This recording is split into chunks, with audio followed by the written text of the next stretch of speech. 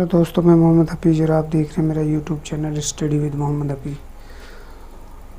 आज मैं आपको लोधी वंश के बारे में कुछ बताऊंगा। देखिए, लोधी वंश का जो शासन काल था वो 1451 से 1526 तक चला। इसके संस्थापक कौन थे? बहलोल लोधी थे। लोधियों की राजधानी क्या थी? 1451 से 1506 तक दिल्ली, यानी 56 वर्ष तक इनकी राजधानी रही। उसके बाद 1506 से 1526 तक इन्होंने आगरा को राजधानी बनाया था, लगभग 20 वर्ष। लोधी वंश में सबसे जो शक्तिशाली शासक हुआ था वो हुआ था सिकंदर लोधी। ये पहला अफगान वंश था। दूसरा जो अफगान वंश था वो था शेर शाह सूरी। जो लोधी थे ये मूल रूप से घोड़े के व्यापारी थे, यानी घोड़े का व्यापार करते थे। अफगान शब्द है, जो अफगान शब्द है इसकी उत्पत्ति फारसी से हुई है, जिसका अर्थ होता है रोना।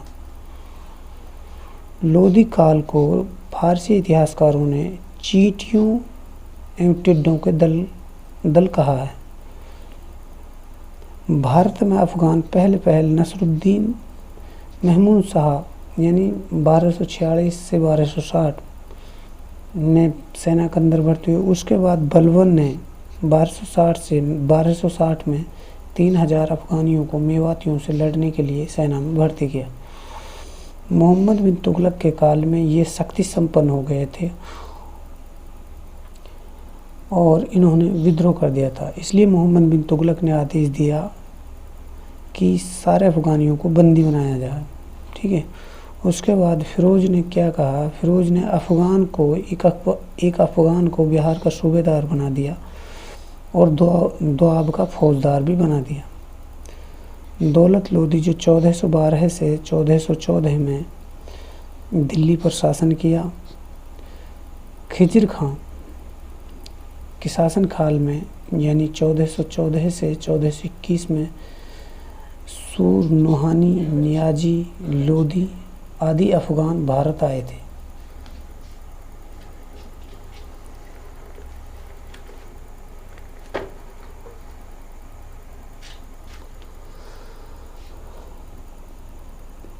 आर.पी. त्रिपाठी क्या कहते हैं कि लोधी साम्राज्य संघ राज्य था। अफगान सबको आपस में क्या कहते थे? अपने को मलिक कहते थे। अगर बात करें हम बहलोल लोधी के शासन की, तो इन्होंने 1451 से 1489 तक शासन किया। इसका जन्म दौराला के अंदर हुआ था। इसका जो मूल नाम था वो था बल्लू। उपाधि इसकी क्या थी? गाजी। क्या उपाधि थी? गाजी। बहलोल लोधी के जो दादा थे, यानी बहलोल लोधी के जो पिता थे वो थे मलिक काला खां। क्या थे पिता? मलिक काला खां। इसके दादा बहराम थे, जिसके 5 पुत्र थे। ठीक है। जो बहराम था वो फिरोज शाह के शासन काल में भारत आया था। बहराम के 5 पुत्रों में जो सुल्तान शाह लोधी था, जिसको सर्वप्रथम मुल्तान व सरहिंद का सूबेदार किसने बनाया था? खिजिर खां ने बनाया था। और सुल्तान शाह की जो उपाधि थी वो थी इस्लाम खां। बहलोल लोधी और बिंदुसार यानी प्राचीन काल का जो बिंदुसार है, सिजेरियर यानी ऑपरेशन से इन्होंने जन्म लिया था। यानी बहलोल लोधी ने जब जन्म लिया था उस समय इसकी माँ जो छप्पर गिरने के कारण मर गई थी, तब इसको ऑपरेशन करके बाहर निकाला गया था। बहलोल की मृत्यु 1431 में सरहिंद में हुई। 1431 में सरहिंद, दीपालपुर, लाहौर और मुल्तान पर इन्होंने शासन किया था। ठीक है।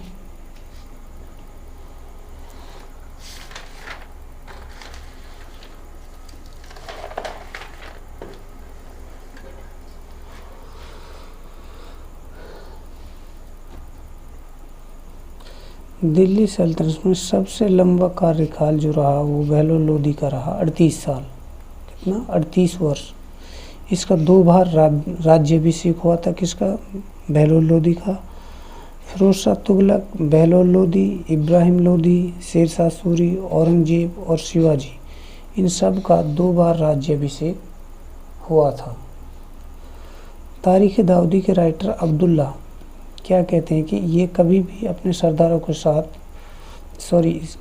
ये अपने सरदारों के साथ कालीन पर बैठता था, यानी सिंहासन पर कभी नहीं बैठा था। और अमीरों को क्या कहता था, मनसदे आली और मेरे पुत्र। फरिश्ता क्या कहता है कि घोड़े पर सवारी नहीं की थी। अगर कोई अमीर रूठ जाता तो ये उसके घर जाता और उससे कहता कि अगर मैं शासन के लायक नहीं हूँ तो मुझे कोई और पद दे दीजिए। इन्होंने बड़ी चालाकी से सैयद वजीर हमीद खां को कैद खाने में डलवा दिया था। अभियान जो इन्होंने किए थे वो सरकी सुल्तान यानी जौनपुर पर किया। ये इसकी सबसे महत्वपूर्ण विजय थी। यानी अंतिम सरकी सुल्तान हुसैन शाह से इन्होंने 1484 में जौनपुर जीत लिया था। हुसैन शाह यानी 1484 में दिल्ली पर 1478 में उन्होंने दिल्ली पर आक्रमण किया था। तो लोदी ने पूरी रात बख्तियार काकी के मकबरे में प्रार्थना की थी।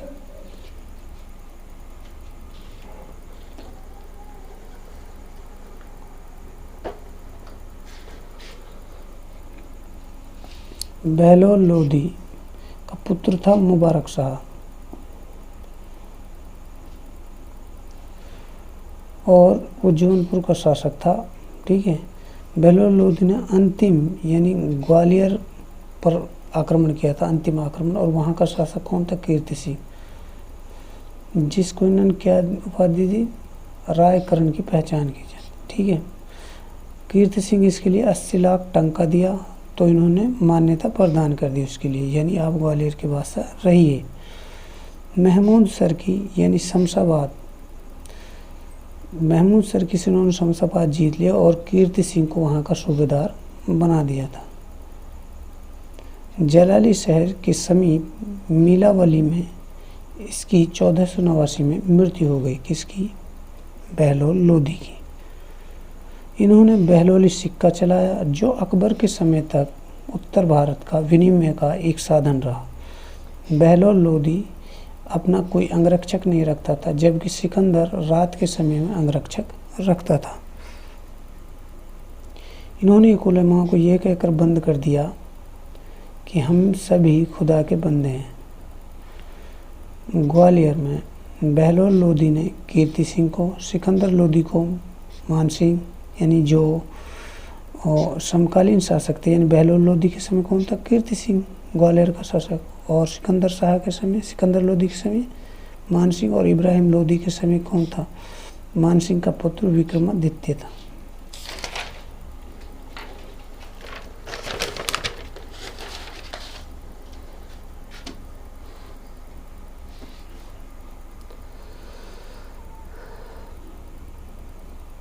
अगर सिकंदर लोदी की बात करें तो इन्होंने 1489 से 1517 तक शासन किया। इसका जो राज्याभिषेक था वो काली नदी तट पर हुआ था, कुस्के फिरोज में। ठीक है, राज्याभिषेक होने के बाद यानी सबसे पहले दिल्ली सूफी समाउद्दीन का इन्होंने दर्शन किया था। इसका नाम था निजाम खां, उपनाम इनका गुलरुखी था, यानी गुलरुखी का मतलब होता है गुलाबी चेहरा। इसी नाम से ये क्या करता था, कविताएं करता था। इसकी मृत्यु गले की बीमारी से 1570 में आगरा के अंदर हुई थी। बहलोल लोदी का तीसरा पुत्र निजाम खां एक हिंदू सुनार लड़की जयबंद की संतान था। सिकंदर लोदी दाढ़ी बनाता था जो मुस्लिम रीति रिवाज की बिल्कुल विपरीत थी। गुजरात का महमूद बेगड़ा और राजस्थान का राणा सांगा इसका समकालीन शासक था। इसका जो वजीर था वो मियाँ भुआ था, जिन्होंने संस्कृत की आयुर् में महावेदक का संस्कृत में अनुवाद किया, तिब्बती सिकंदरी या मादानी सिफा सिकंदर शाही या फरंगे सिकंदर शाही। ठीक है, मियाँ भुआ ने यूनानी दवाओं को ये कहकर खारिज कर दिया कि ये भारत की जलवायु के अनुकूल नहीं है।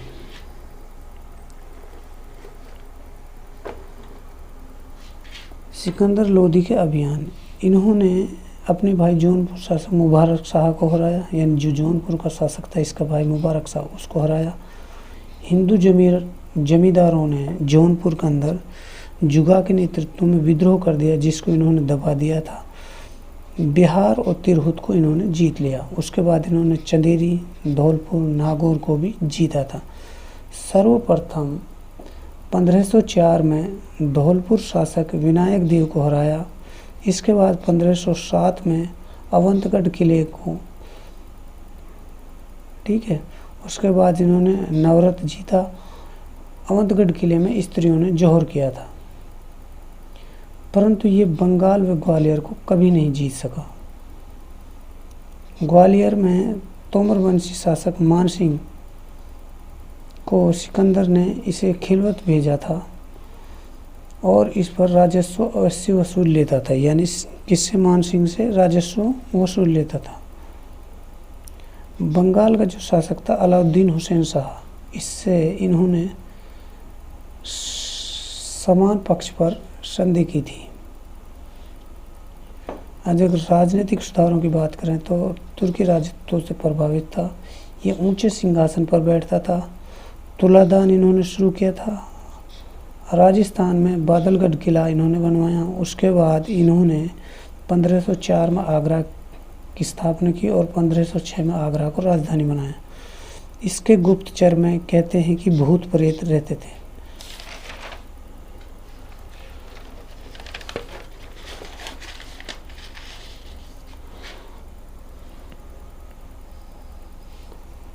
आर्थिक सुधारों की बात करें तो लगान फेरिस्त तैयार किया, यानी शेर शाह ने भी इसका प्रयोग किया था। गजे सिकंदरी इन्होंने 1586 में चलाया, यानी जो 39 उंगल का होता था।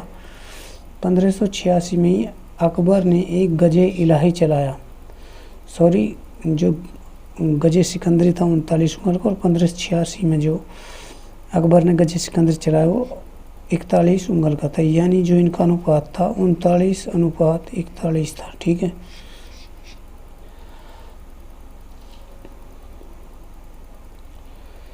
राज्य हिसाब किताब के लिए उन्होंने लेखा परीक्षण प्रणाली चलाई। खाद्यान्नों पर उन्होंने चुंगी व जकात को हटा दिया था खाद्यान्नों से।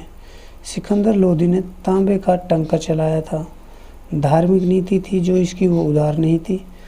थानेश्वर के हिंदू मंदिरों में हिंदुओं के मेलों पर इन्होंने रोक लगा दी थी। मुस्लिम नाइयों द्वारा हिंदुओं के बाल काटने पर इन्होंने रोक लगा दिया था। इन्होंने जजिया लगाया था। यमुना तट पर मुंडन पर इन्होंने रोक लगा दी थी।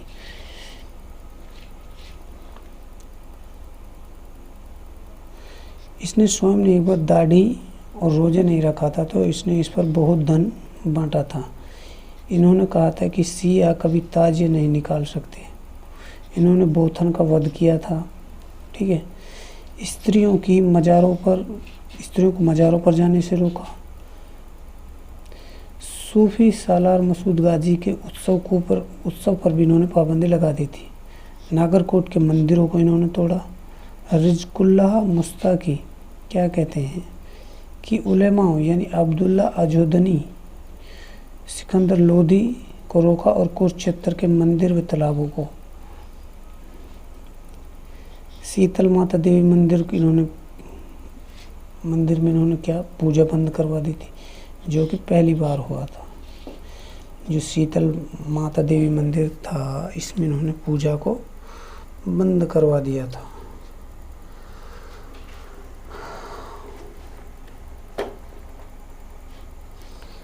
अगर सांस्कृतिक उपलब्धियां देखी जाएं, देखिए हिंदुओं ने फारसी सीखनी शुरू कर दी। प्रशासन का फारसीकरण किया। अनुवाद विभाग की स्थापना की। मस्जिदों को सरकारी संस्थाओं का स्वरूप और शिक्षा का केंद्र बनाया। गुलरुखी के नाम से विख्यात था। स्वयं फारसी में पद रचनाएं करता था। शहनाई सुनने का ये बहुत शौकीन था। लज्जत सिकंदर शाही की रचना इन्होंने की थी। संस्कृत ग्रंथों का फारसी में इन्होंने अनुवाद करवाया था। तालम्बा यानी विद्वान जो थे शेख अब्दुल्ला और शेख अजीज मुल्ला को इन्होंने बुलवाया था। कहाँ से?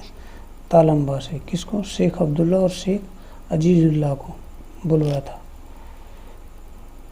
आगरा, मथुरा और मारवाड़ में इन्होंने मदरसे बनवाए। प्रत्येक रात्रि को 70 विद्वान सिकंदर के पलंग के नीचे चर्चा करते थे। सूफी समाउद्दीन वर्णव्यास व छंदशास्त्र ये पढ़ता था। गरीबों को दैनिक, साप्ताहिक, अर्धवार्षिक भत्ते दिया करता था। जब यह अपने वस्त्र और बिस्तर त्यागता था यानी छोड़ता था तो उनको ये बेचता था, जिससे अनाथ कन्याओं के दहेज की पूर्ति होती थी। यानी अनाथ कन्याओं का जो विवाह होता था उसके लिए इन पैसों को ये दे देता था। फिरोज और सिकंदर में समानताएं क्या है? दोनों की माँ क्या थी? हिंदू थी। दोनों धर्मांध सुल्तान थे। ठीक है, दोनों ने बंगाल को कभी नहीं जीता। नागरकोट व ज्वालामुखी मंदिर को इन्होंने तोड़ा। मज़ारों पर स्त्रियों के जाने को रोका। विभेद जो है वो लोधी अच्छा योद्धा था जबकि फिरोज अच्छा योद्धा नहीं था।